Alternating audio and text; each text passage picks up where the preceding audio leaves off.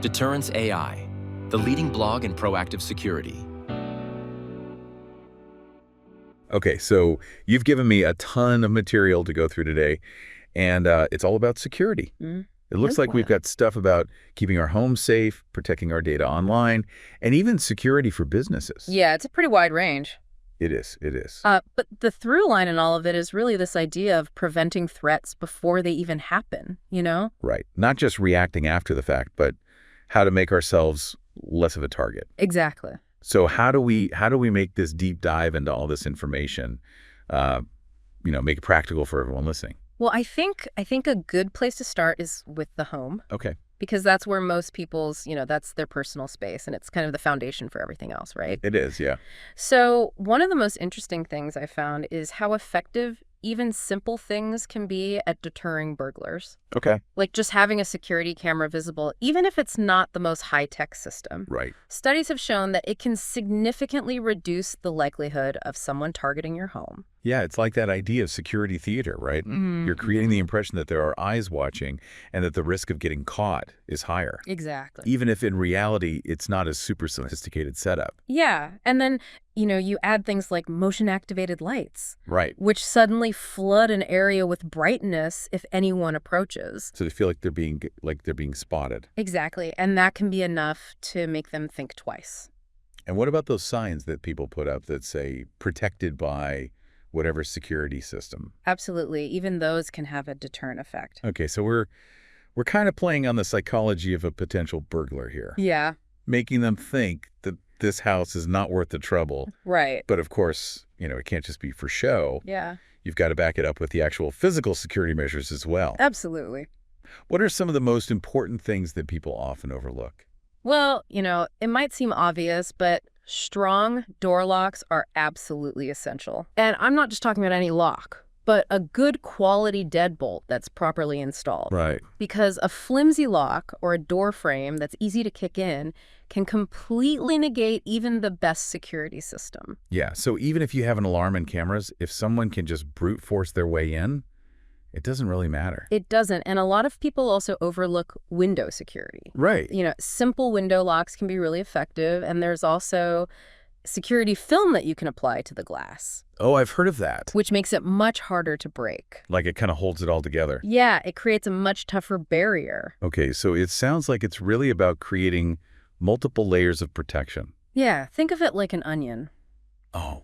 You want to make it harder and harder to get to the center. Right, and this is all before we even get to things like alarms and professional monitoring. Absolutely. But what about smart home technology? It seems like that's playing an increasingly big role in home security these days. It is, and for good reason. The ability to remotely monitor your home through security cameras, to lock and unlock your doors with a smart lock, Right. even to control your lighting to make it look like someone's home, even when you're not there. Okay, so that's back to that security theater idea a little bit. A little bit, but it's also about convenience. Right. And peace of mind, knowing that you can check in on your home from anywhere. And then there's professional monitoring, which adds that extra level of response if something does happen. Exactly. Having a professional team ready to respond if your alarm is triggered or if there's any unusual activity detected by your cameras. So it's really about layering those defenses and finding the right combination for your particular situation. Right, because there's no one-size-fits-all solution when it comes to home security. Right. What works for a detached house in the suburbs might be completely different for someone living in an apartment building. Or someone who travels a lot and has a vacation home that's empty for long periods. Exactly. So it's really about assessing your individual needs and vulnerabilities. Yeah, and choosing the security measures that make the most sense for your particular circumstances. And now that we've talked about securing our physical space, let's move on to the digital realm. Okay. Because cybersecurity is becoming, well, it's already incredibly important, but it seems like the threats are constantly evolving. They are, and that's why a reactive approach just doesn't cut it anymore. So what are the most effective ways to be proactive in protecting ourselves online? Well, it starts with building good digital habits. Okay. And that includes things like strong password practices, being aware of phishing scams, Right. and taking steps to secure your home network and your mobile devices. Okay, let's break those down one by one. Sure? Passwords, I know it sounds basic, but it's amazing how many people still use weak or easily guessable passwords. It is, and it's one of the biggest vulnerabilities that people have. Right. The advice is pretty simple. Use unique, complex passwords for every single online account. And I know it can be hard to remember all those different passwords. But that's where a password manager comes in. Exactly. It's a secure vault where you can store all your passwords and only have to remember one master password. Okay, so it takes away that excuse of, I can't remember all those complex passwords. Exactly. And what about multi-factor authentication? MFA. I hear that mentioned a lot these days. MFA is incredibly effective. What exactly is it? Basically, it means requiring more than just your password to log into an account. Okay. So it might be a code sent to your phone or a fingerprint scan or some other form of verification. So even if someone gets your password, they can't access your account without that second factor. Exactly. Is it really that effective? It is. Studies have shown that enabling MFA can block the vast majority of automated attacks. Wow. Okay, so that's a must-do. Absolutely. And then we have phishing, which I think a lot of people have encountered at some point. Most people have, yeah. Those emails or text messages that try to trick you into giving up your personal information. Right, or clicking on a link that downloads malware onto your computer. What are the red flags to look out for? Well, one of the biggest is poor grammar or spelling mistakes. Right. Often these emails are poorly written, or they might have mismatched sender addresses. So something just feels off. Trust your gut. Yeah. And never click on links or open attachments from senders you don't recognize. Okay, so vigilance is key. Absolutely. And what about protecting our home network? What are some basic things that everyone should be doing? Well, a good firewall is essential. Okay, and what does a firewall actually do? It acts like a barrier between your home network and the outside world, Okay, monitoring incoming and outgoing traffic and blocking anything suspicious. this is like a security guard for your internet connection. Exactly. And then there's VPNs, virtual private networks, which I know are often recommended for using public Wi-Fi. Yeah, VPN is crucial when you're on a public network Why is that? because it encrypts your internet traffic, creating a secure tunnel between your device and the VPN server. So even if someone is snooping on the network, they can't see your data. Okay, so that's especially important for things like online banking or shopping.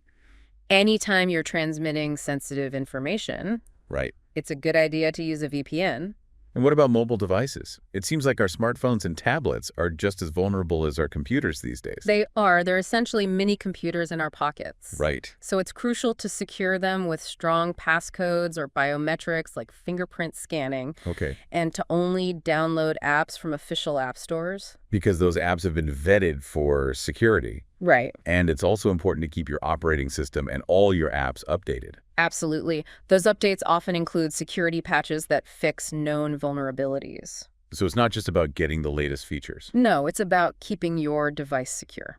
Right. Okay. So it's a lot to keep track of, but it sounds like the basic principles are pretty similar across devices. They are. It's about building good habits and being aware of the risks. Okay, now let's shift gears a bit and talk about security for businesses. Yeah. Because the stakes are even higher when it comes to protecting company data and assets. They are. A security breach can be devastating for a business. Right, it could damage their reputation, lead to financial losses, even legal liabilities. Exactly. So it's crucial for businesses to take a comprehensive approach to security. And what does that look like in practice?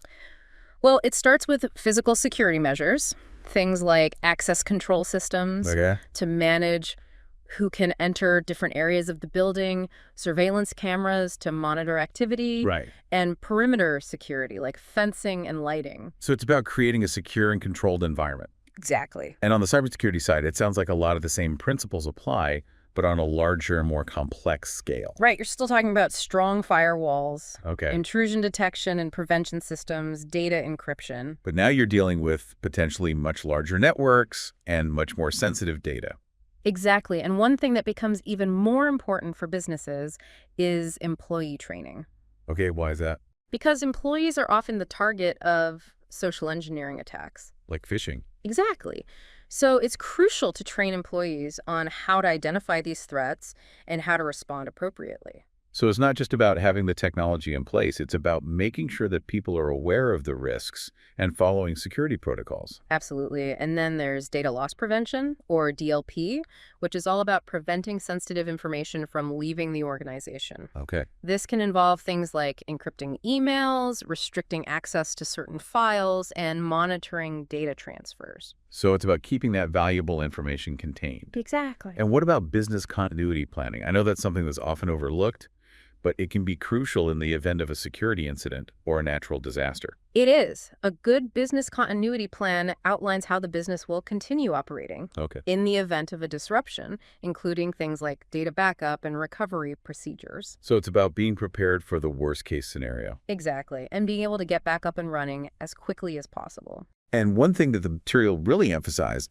is that security investments need to be tailored to the specific business. Right. A small startup doesn't have the same needs or resources as a large corporation. Exactly. But every business should be thinking about security and taking appropriate steps to protect themselves. So it's really about assessing your risks and vulnerabilities and then choosing the right security measures to address those specific concerns. Right. It's not about spending a fortune on every possible security solution. Right. But about making strategic investments that make the most sense for your business. Okay, so we've covered a lot of ground here, from the simple things we can do at home to the more complex security measures that businesses need to consider. Yeah.